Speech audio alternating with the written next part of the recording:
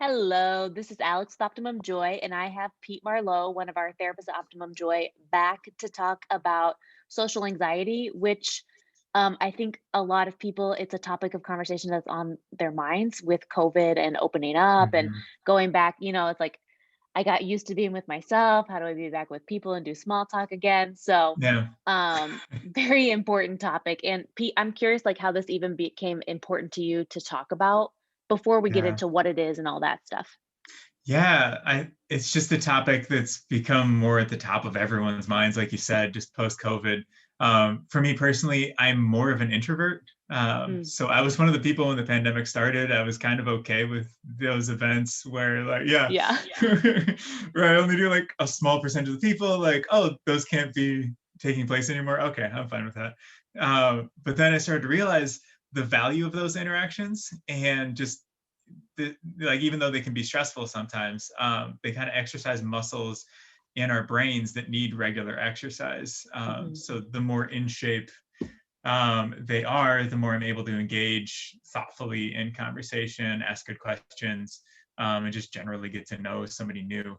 Um, yeah, and I just think that those skills are necessary even when conversing with close friends. So Yeah. So really, that's an interesting way to put it because I hadn't thought about it in that way before, that it's almost like our social skills are out of shape.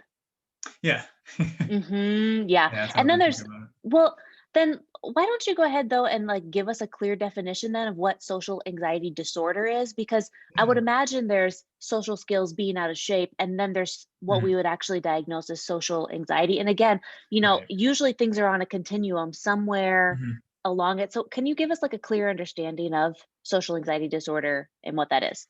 Yeah. So it's basically it's experiencing anxiety about participating in social situations where you could possibly be scrutinized by others. So, Mhm. for example, like giving a speech, meeting somebody new, eating in front of others. So, a person who's struggling with social anxiety would be fearful of behaving in a way that would bring about embarrassment, and their anxiety would be at a level that's higher than their that causes them, yeah, like higher than it needs to be in that Mhm. situation than it would normally Mhm. be. So like Um, they're like, some situations have an appropriate level of anxiety that goes with it, and yeah, if this is the amount that's needed, this is where actual anxiety is for yeah, what's needed. Okay. yeah, yeah. Because like some anxiety is like giving a speech in front of a large crowd is normal, Yeah. but it's just when it's out of proportion to the reality of the situation. Mhm. Uh, Totally. Yeah. yeah. So so then practically speaking, how eventually, whether that's this year, next year, 20 years from now, I hope, please no. Eventually, we're moving towards opening up, getting back to normal, some of that. How do people even just prepare themselves to Yeah. engage socially in social situations to head back into it? Right. So I came up with a few different ideas or points. Hmm. First one is just lose the notion that you'll be perfect. So Mm. the old cliche of perfection is the enemy of good rings really true here. Ooh, yeah. Um, yeah, like often people who struggle in social situations are holding themselves to a standard of, I have to do everything just right, or people are going to think I'm weird. Hmm. And since perfection is daunting, many people just avoid those situations altogether, Hmm. since they know they can't live up to it. So, like, just setting yourself up for success by making good enough the goal in those social situations, and just let go of the pressure to be perfect. Yeah, I love that. Yeah. Yeah. So yeah, a little change of mindset there. Hmm. Then next is swapping out your negative thoughts. How we interpret events informs how we will feel and behave. So you take time before the social situation to consider whatever negative thoughts are already swirling in your brain related to Mm. that event. So it could be thoughts like, I'm going to look so awkward to everyone. Then come up with alternative thoughts that are based more in reality and not like worst case catastrophizing scenario.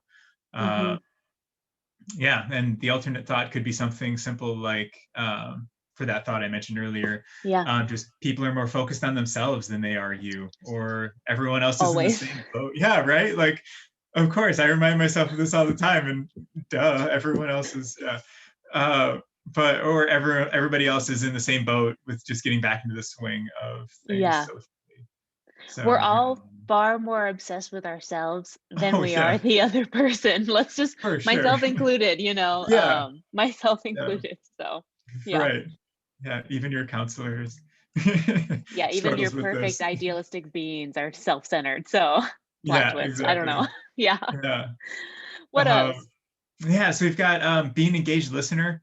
Mhm. Um, yeah, people assume like others have lofty expectations for how they'll perform in those situations, Mhm. and so that winds up making them get distracted, and they only partially listen. So, and we all know what it's like to be in a conversation with someone who's only kind of listening to you, and it's not really enjoyable. Right. Um, so the best way to have a good conversation is to listen to what they're saying, give nonverbal cues like you are right now, Mhm. and Mhm. Mhm. this sets up, yeah, you're able to at that point then just ask good questions of the person, and really hear what they're saying. And that's one, honestly, I feel like I'm a little biased. I'm sure you're a little biased. Mm, Good listening skills will improve more areas of functioning mm, in your life, as well as social anxiety. Like that actually is like yeah, I think one of the biggest growth areas for any human being, and yeah, including myself. Like as a therapist, continuing to grow in my listening skills, yeah, especially with technology pinging and notifications being such a distractor to actually right. attune to a moment. And this is something we're not really talking about today. It's like how technology Mm, maybe is also increasing our social anxiety in a way. But I sure. think good listening Okay. skills will take you far in life. That was a little tangent, but Mm, good listening skills will take you far, including in yeah, social anxiety. yeah. I mean, like what you just said kind of jogged my memory about an exercise somebody taught me a long time ago, a mental exercise of when you're in a conversation with somebody, before you say anything about yourself, ask the other person 4 questions and Mm, like actually yeah. listen to their response. So Yep. it can be I love helpful. that. Yep. Um, Practicing beforehand. So visualization is a really powerful tool just in mental health in general. It's just like it sounds. So take some time before the situation again, visualize where the situation or what the situation is going to be like. Hmm. You're going to want to just close your eyes, think about the people who are going to be there, the smells, the sounds, if it's at a party, whatever it is. Really put yourself in the situation. And then just experience your feelings of anxiety and just take a moment to regulate those emotions that you're feeling with some grounding techniques or yeah, just mindfulness practices. Hmm. um, and then having already put yourself in that situation mentally is going to be helpful when you're in it for real. Yeah. uh, yeah, and then the last one's just be kind to yourself afterwards. So when the social event's over, you might feel the urge to beat yourself up, overanalyze like every conversation that you had, but just try being kind to yourself instead. You can take time to journal that evening, evenings of the event or the events of the evening, Yeah. easy for me to say, and just remember those enjoyable interactions you had. Um, just spend some time doing mindful breathing, and just observe the anxious thoughts without latching onto them. Um, yeah, just spend time doing something you enjoy. Yeah. And that's like a big opportunity for what we call like compassion work, Mm, including mostly being compassionate towards our own selves. And I think a big thing that I find myself repeating is, you know what, I did the best I could in the moment. mhm, Like there's a reason I if I like could have that. done better in the moment with all the data and resources and circumstances I had, then I Mhm, probably would have done it.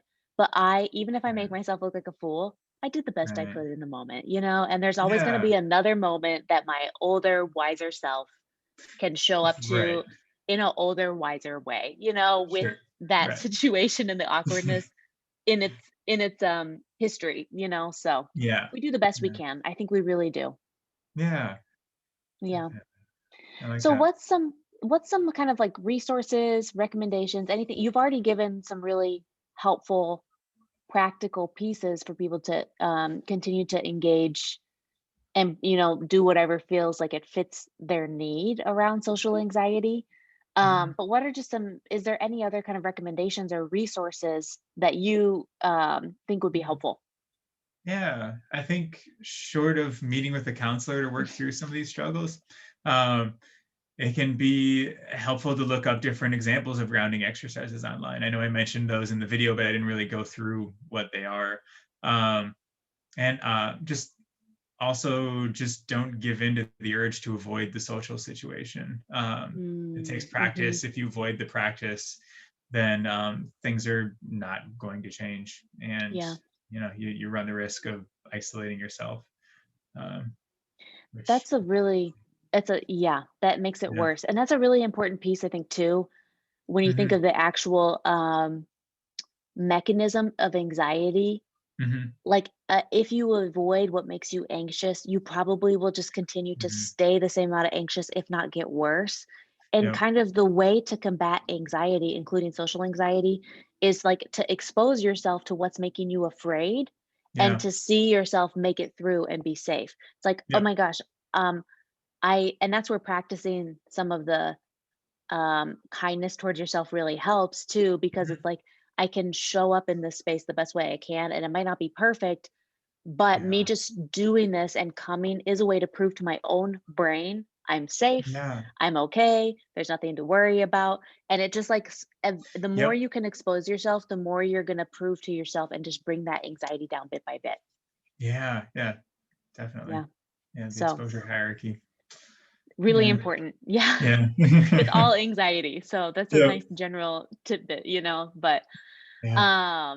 well, thanks so much, Pete, for just like putting together these helpful Yeah. things. I think it's going to be really important for all of us just to be Mhm. socially taking care of ourselves in our own relationship within our own self, but then also like in our Mhm. dynamics with other people. So I really Yeah. appreciate it. Thanks for coming Yeah. on. You bet. Yeah. See you later.